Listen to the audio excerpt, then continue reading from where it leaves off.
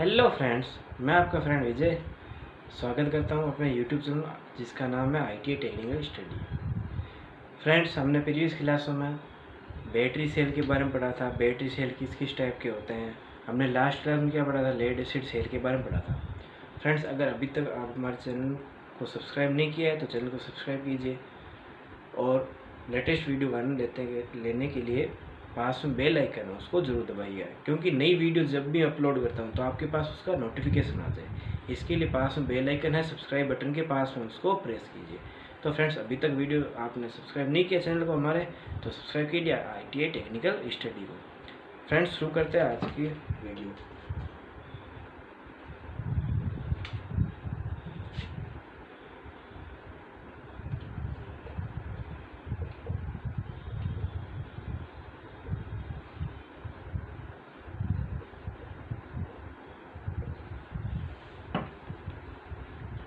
Friends, previous class में हमने पढ़ा था कि लेड एसिड सेल क्या होता है, कैसे बनता है। लेड एसिड सेल के हमने दोस्त पढ़ लिए थे। लेड एसिड सेल का यूज़ पता ही सभी को। लेड एसिड सेल किस में यूज़ होता है, जो बैटरी वगैरह हम गाड़ी वगैरह मोटर गाड़ी में यूज़ में लेते हैं, वो कौन सी होती है, लेड एसिड बैटरी ही होती है। अब बात करते हैं निकल आयरन सेल की। निकल आयरन सेल क्या होता है कि इसका निर्माण कैसा होता है। ये एक तरह का क्या क्षारीय सेल होता है। यह क्षारीय सेल होता है।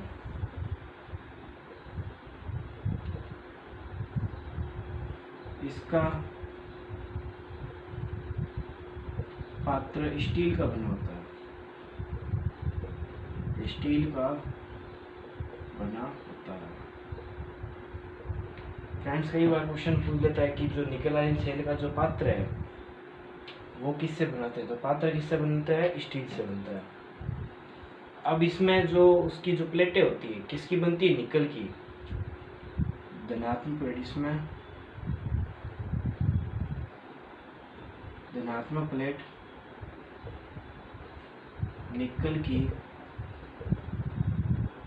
बनाई जाती है।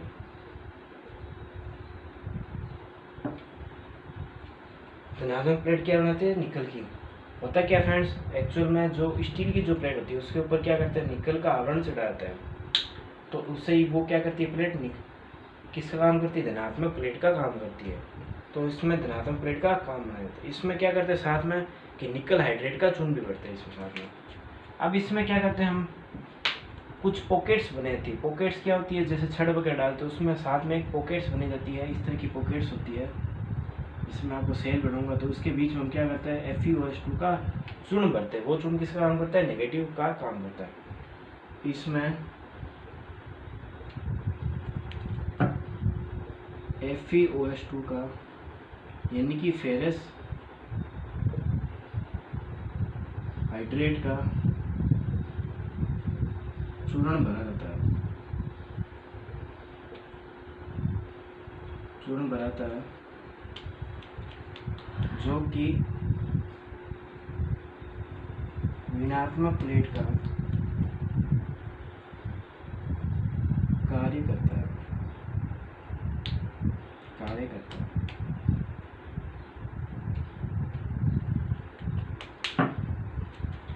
इसमें FeOH2 का क्या करता है, हम चूर्ण भरते हैं जो कि इसका काम करेगा, ऋणात्मक प्लेट का काम करेगा। फेरस हाइड्रेट का चूर्ण भरना किसमें, जो पॉकेट्स बची उसमें भरना है। अब इसमें जो इलेक्ट्रोलाइट यूज में, इलेक्ट्रोलाइट कौन सा होता है, उसमें KOH यानी कि पोटेशियम हाइड्रोक्साइड होता है। इसमें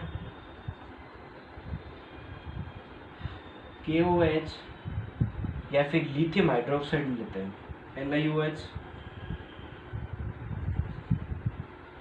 का मिश्रण, या फिर इन दोनों में से एक भी ले सकता है मिश्रण, इलेक्ट्रोलाइट बनता है।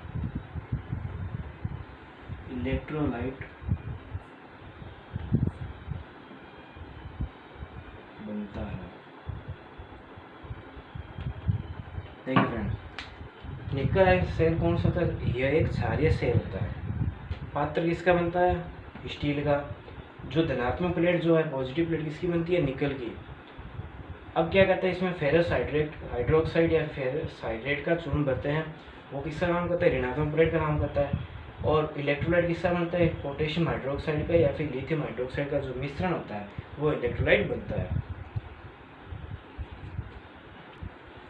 इसमें फ्रेंड्स खाली एक ही दोष होता है, वो कौन सा होता है, सेडिमेंटेशन दोष होता है, और उसका कोई तरह का निवारण ही नहीं है, क्योंकि इसमें ना तो पानी डाल सकते हैं ना कोई बात। जो लेड एसिड सेल थे उसमें हम पानी डाल सकते थे, कौन सा, डिस्टिल वाटर, लेकिन इसमें पानी नहीं डाल सकते। और ये दोष होता है बहुत कम मात्रा में। जब तक ये दोष उत्पन्न होता है, जब तक वो निकल की जो प्लेट है वो छड़ गिरती है नीचे, इकट्ठी होती तले में, उतने तक सेल का कार्य ही समाप्त हो जाता है। तो इसमें सेडिमेंटेशन ही दोष होता है, सेडिमेंटेशन दोष होता है, और इसका कोई निवारण भी नहीं है फ्रेंड्स, और इसका कोई निवारण भी नहीं है,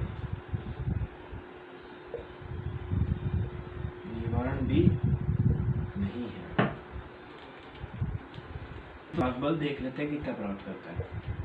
इसका विद्युत बल होता है 1.2 से 1.5 वोल्ट होता है। ठीक है फ्रेंड्स, तो ये निकल आयन सेल की ये बात है कि विद्युत बल कितना होता है। अब इसका अन्य स्पेसिफिकेशन देख लेते हैं, अन्य विवरण क्या है इसका। अन्य विवरण ये है कि इस सेल की आयु अधिक होती है, इस सेल की आयु अधिक होती है,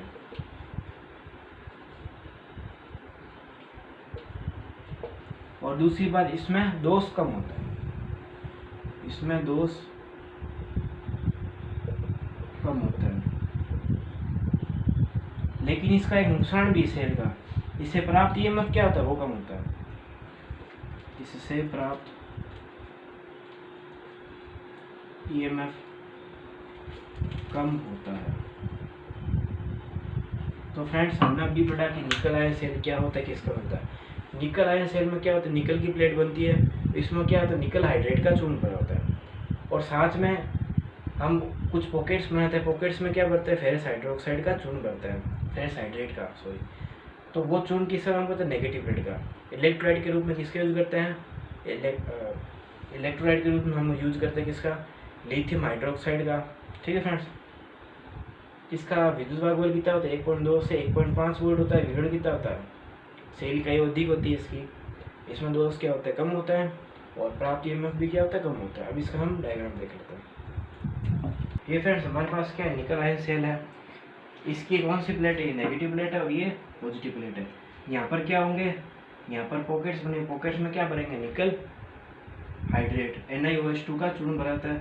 और यहाँ पर क्या होता है, नेगेटिव प्लेट, नेगेटिव प्लेट के पास में क्या होता है, यहाँ पर कुछ ये क्या बनाए थे, स्पेस है, सेपरेटर भी होता है, यहाँ पर एक इस तरह सेपरेटर भी बनाया था, जो कि दोनों को अलग करने का काम करता है। यहाँ पर क्या होता है, हम क्या करते हैं, FeOH2 का चूर्ण भरते हैं, जो कि इसका काम करता है, नेगेटिव प्लेट का काम करता है, FeOH2 यानी कि फेरस हाइड्रोक्साइड। ठीक है फ्रेंड्स, तो ये होता है निकल आयरन सेल। आयरन सेल के बीच में डिफरेंस देख लेते हैं क्या होता है। निकल आयरन सेल, इसकी जो एच क्षमता होती है वो क्या होती है, कम होती है, एच क्षमता कम होती है। इसकी एच क्षमता, एच का मतलब फ्रेंड्स यहाँ पर एम्पियर आवर है, बैटरी की क्षमता कौन किस में आता है, एम्पियर आवर से। एच क्षमता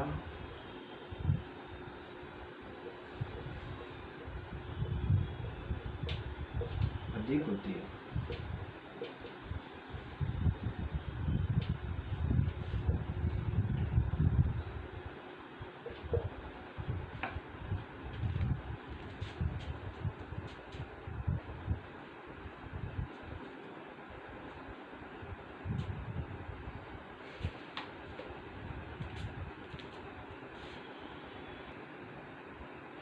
फ्रेंड्स लेड एसिड सेल जो है इसकी क्षमता क्या होती है, अधिक होती है फ्रेंड्स। ठीक है फ्रेंड्स, इसकी एच क्षमता क्या होती है, अधिक होती है। निकल आयन सेल की क्या होती है, एच क्षमता कम होती है। इसका जो आंतरिक प्रतिरोध है वो क्या होता है, आंतरिक प्रतिरोध क्या होता है, कम होता है, और इसका अधिक होता है।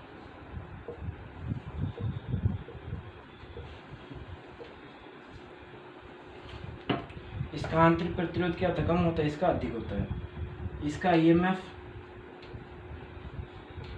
कितना होता है, 2.2 वोल्ट पर सेल होता है, और इसका 1.4 वोल्ट पर सेल होता है। फ्रेंड्स, यहाँ पर एक चीज़ बताना चाहूँगा, यहाँ पर वोल्ट पर सेल का मतलब ये है कि बैटरी की हर जो सेल होती है, सेल से मिलकर किसका निर्माण होता है, बैटरी का। तो हर जो सेल है वो क्या करता है, कितना वोल्टेज उत्पन्न करता है, 2.2 वोल्ट उत्पन्न करता है। तो इसका ईएमएफ कितना होता है, 2.2 वोल्ट पर सेल होता है, इसका 1.4 वोल्ट पर सेल होता है।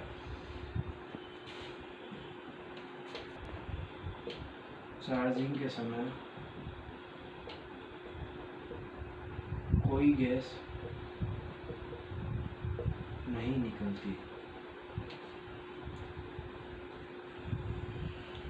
इसमें चार्जिंग के समय गैस निकलती, इसमें कोई तरह की गैस नहीं निकलती। तो फ्रेंड्स, ये लेड एसिड सेल और निकल आयन सेल के बीच का डिफरेंस था। अब हम बात करते हैं कि सेल का आंतरिक प्रतिरोध क्या होता है और सेल का संयोजन कैसे होता है। बैटरी क्या होती है, सेलों का जो समूह होता है उसको क्या कहते हैं, बैटरी। तो यहाँ पर एक चीज लिख सकते हो आप, सेलों के समूह को बैटरी कहते हैं। अब यहाँ पर हम क्या करेंगे, सेल के संयोजन पढ़ेंगे। सेल में भी दो तरह के संयोजन होता है, समांतर और श्रेणी। सेलों का संयोजन किस तरह से होता है, दो तरह से होता है। जैसे प्रतिरोध को हम दो तरह से जोड़ते हैं सर्किट में, श्रेणी और समांतर, वैसे ही सेलों का संयोजन भी परिपथ में श्रेणी और समांतर दोनों होता है। श्रेणी क्रम और समांतर क्रम। पहले बात करें तो फ्रेंड्स, श्रेणी क्रम संयोजन क्या होता है।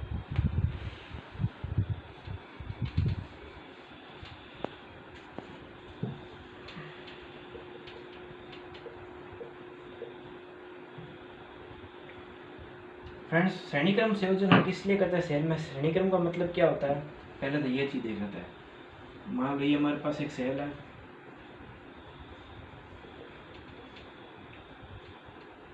ये सेल का पॉजिटिव सिरा, ये नेगेटिव सिरा। अब इसका नेगेटिव सिरा वापस किससे जुड़ेगा, दूसरी बैटरी के माइनस वाले सिरे किससे जुड़ेगा, प्लस से। तो इस संयोजन को क्या बोलते हैं, श्रेणी क्रम। सेम ऐसे ही नेगेटिव सिरा किससे जुड़ेगा, नेक्स्ट वाली के पॉजिटिव से जुड़ेगा। तो इस संयोजन को हम क्या कहते हैं, श्रेणी क्रम संयोजन कहते हैं। तो ये सेलों का श्रेणी क्रम संयोजन होता है।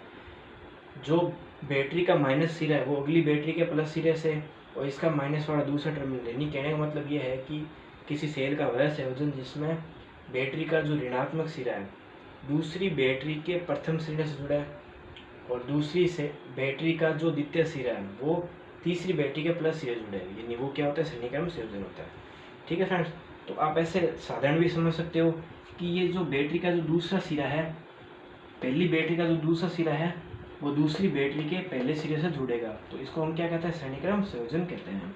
तो श्रेणी क्रम संयोजन किस लिए करते हैं सर्किट में, ये बात कर रहे हैं सेलों की फ्रेंड्स। ठीक है, तो सेलों का श्रेणी क्रम संयोजन किस लिए करते हैं, अधिक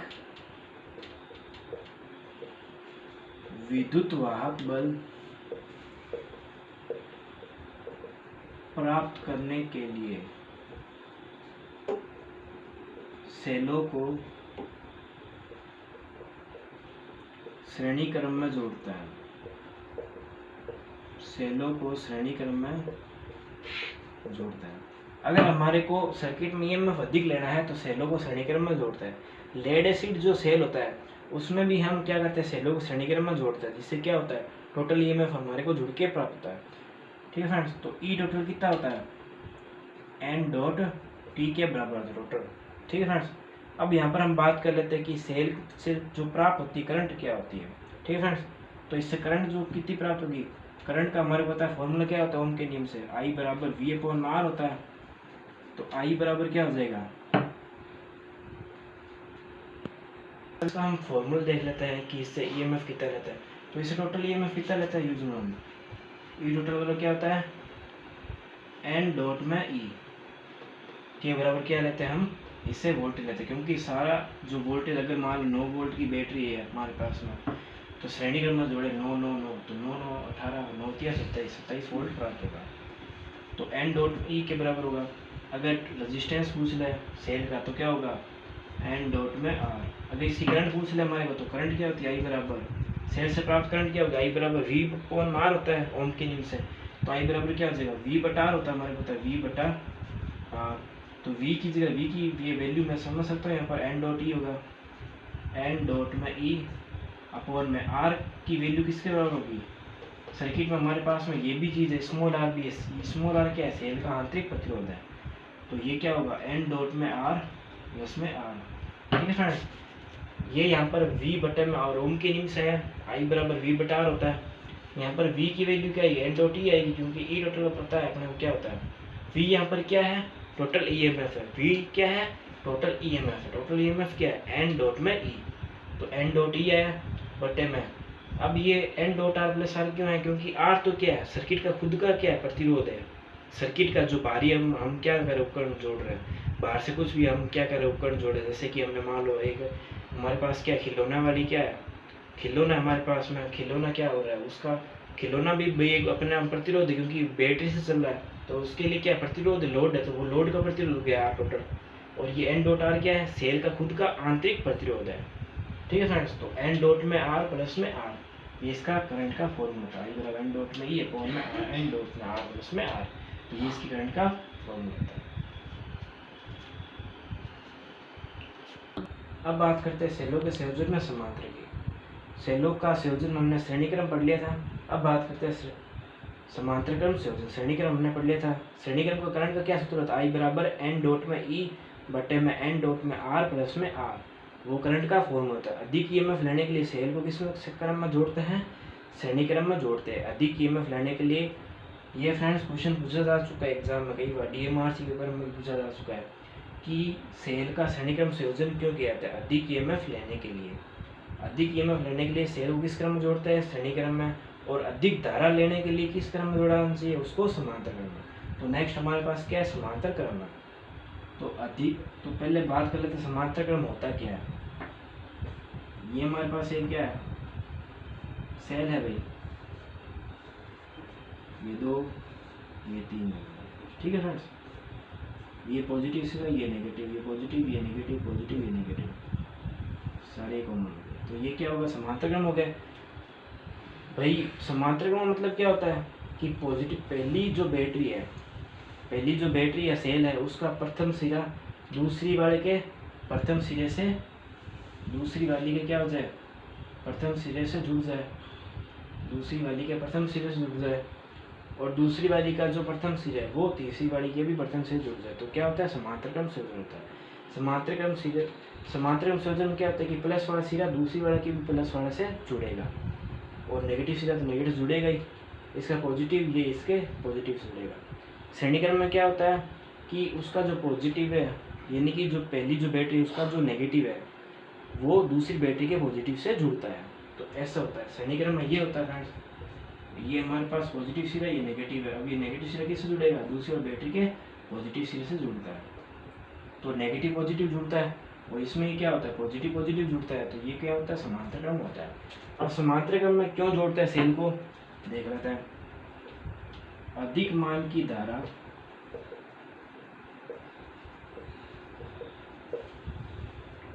प्राप्त करने के लिए, अधिक मान की धारा प्राप्त करने के लिए समांतर क्रम में जोड़ते हैं इसको, ठीक है फ्रेंड्स। अब इसकी हम करंट का फॉर्मूला देख लेते हैं, तो इसकी ईएमएफ की, इससे जो टोटल प्राप्त जो ईएमएफ होगा वो क्या होगा, वो ई ही होगा। हमने 2 सेल को क्या कर दिया, समांतर क्रम में जोड़ दिया, मान लो 2 वोल्ट के, तो टोटल वोल्टेज कितना मिलेगा, 2 वोल्ट ही मिलेगा। तो ई टोटल बराबर किसके बराबर होगा, ई के बराबर होगा। अब इसकी हम करंट का सूत्र देख लें। करंट का सूत्र फ्रेंड्स इसमें न्यूमेरिकल आता है डायरेक्ट, कि इसकी करंट वगैरह कैसे निकालते हैं। तो ई टोटल बराबर क्या होता है, ई होता है, ई होता है। अब इसका हम देख लेते हैं रेजिस्टेंस कैसे होगा, ये इसका इंटरनल रेजिस्टेंस है, ठीक है फ्रेंड्स। आर टोटल बराबर क्या होगा, आर अपॉन में एन होगा, यानी कि सेल जैसे हमारे पास में क्या है, ये पॉजिटिव ये नेगेटिव,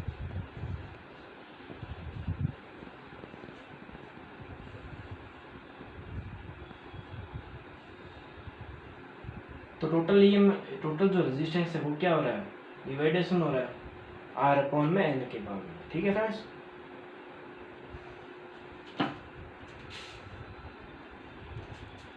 तो इसकी करंट निकाल लेते हैं। करंट कैसे निकलेगी, I बराबर में V बटा R होता है, तो यहाँ पर V की जगह क्या आ जाएगा, E बटे में आर एन किसका है, सेल का आंतरिक प्रतिरोध। R अपॉन N कैसे है फ्रेंड्स, क्योंकि अपन मान लो 2 ओम का क्या है, ये मान लेता हूँ कि 4 ओम के कोई क्या है, सेल का आंतरिक प्रतिरोध है सेल का, और कितने जुड़े हुए ऐसे 3 जुड़े हुए हैं, या फिर अपन मान लेते 5 जुड़े हुए, तो क्या हो जाएगा, पॉइंट मान जाएगा इसका आंसर। तो इस तरीके से ही होता है, आंतरिक प्रतिरोध निकलता है। तो यहाँ पर क्या हो जाएगा, R बटा मैन, ये R अपॉन मैन किसका है, आंतरिक प्रतिरोध निकालने, टोटल रेजिस्टेंस निकालने का। सेल क्या होता है, सेल का खुद का भी आंतरिक प्रतिरोध होता है सर्किट में। तो R टोटल बराबर कैसे निकलेगा, R बटे में N, कितने आपने, N का मतलब क्या, यहाँ पर संख्या है। ठीक है फ्रेंड्स, कितनी संख्या में आपने क्या लगा रखी है, सेल को जोड़ रखा सर्किट में, तो टोटल रेजिस्टेंस हो जाएगा ऊपर बटे में कितने लगा रखे आपने, तो R अपॉन मैन प्लस में ये कैपिटल R, ये कैपिटल R किसके लिए फ्रेंड्स, ये कैपिटल R किसके लिए है, ये सर्किट का खुद का रेजिस्टेंस है। सर्किट कौन सा, परिपथ का रेजिस्टेंस है, और स्मॉल r क्या है, सेल का आंतरिक प्रतिरोध है। E क्या है, EMF है, और I ये हमारी सेल की करंट आ गई। ठीक है फ्रेंड्स,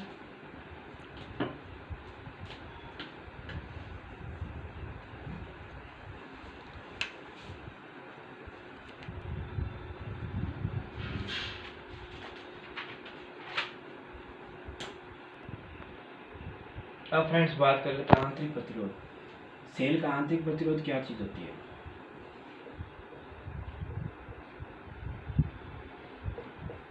आंतरिक प्रतिरोध का मतलब क्या होता है फ्रेंड्स, कि सेल है, सेल का खुद का रेजिस्टेंस होता है, हर मटेरियल खुद का अपना रेजिस्टेंस होता है। तो सेल भी किसी न किसी मटेरियल से बनता है, तो वो अपने में से प्रवाहित होने वाली धारा का क्या करता है, विरोध करता है, उसी को हम क्या कहते हैं, प्रतिरोध कहते हैं। तो आंतरिक प्रतिरोध क्या होता है, किसी सेल का वह प्रतिरोध जो स्वयं में से प्रवाहित धारा का विरोध करे, जो स्वयं में से प्रवाहित धारा का विरोध करे, उसको क्या कहते हैं हम, सेल का आंतरिक प्रतिरोध कहते हैं। अगर हमारे को इसका सूत्र निकालना हो कि आंतरिक प्रतिरोध का सूत्र कैसे निकलता है, तो इसका ऐसे निकलता है, R बराबर में कैसे निकलेगा, जो स्रोत विद्युत वाहक बल है, बस ये कैसे आ रही है आपको, हमारे को अगर आंतरिक प्रतिरोध निकालना होता है, आंतरिक प्रतिरोध कैसे निकलता है, ES माइनस में V बटे में I, ये हमारे पास में आंतरिक प्रतिरोध निकालने का फ्रेंड्स फॉर्मूला होता है। आंतरिक प्रतिरोध ऐसे निकलता है। आप ये मत समझना कि सर ने तो उसमें तो R अपॉन N बताया, वो किस सिचुएशन बताया, जब समांतर क्रम में क्या हो, प्रतिरोध जुड़े हो और हमारे को करंट निकालनी हो। यहाँ पर खाली सेल के खुद के आंतरिक प्रतिरोध की बात हो रही है, कैसे निकलता है। ये ES माइनस V क्या है, ES क्या है, ES यहाँ पर है स्रोत विद्युत वाहक बल, स्रोत विद्युत वाहक बल, और I यहाँ पर क्या है, परिपथ की करंट है। V क्या है, यहाँ पर V है टोटल वोल्टेज, किसका, परिपथ का वोल्टेज। तो V बराबर परिपथ का वोल्टेज ओम के नियम से। अब इस सूत्र को हम ऐसे भी लिख सकते हैं कि ये सूत्र ES अपॉन माई कैसे है, हमारे को पता है फ्रेंड्स कि R बराबर V अपॉन माई होता है ओम के नियम से। तो V की जगह क्या हो जाएगा, ES minus V। ES minus V क्यों हुआ, क्योंकि आंतरिक प्रतिरोध कैसे निकलता है कि स्रोत विद्युत वाहक बल और विद्युत वाहक बल जो कि किसका, परिपथ का, यानी कि स्रोत विद्युत वाहक बल और परिपथ का विद्युत वाहक बल, उन दोनों का अंतर क्या होता है, आंतरिक प्रतिरोध होता है। किसके अनुपात में, धारा के अनुपात में। तो ES माइनस V अपॉन में I, तो ये होता है सेल का आंतरिक प्रतिरोध।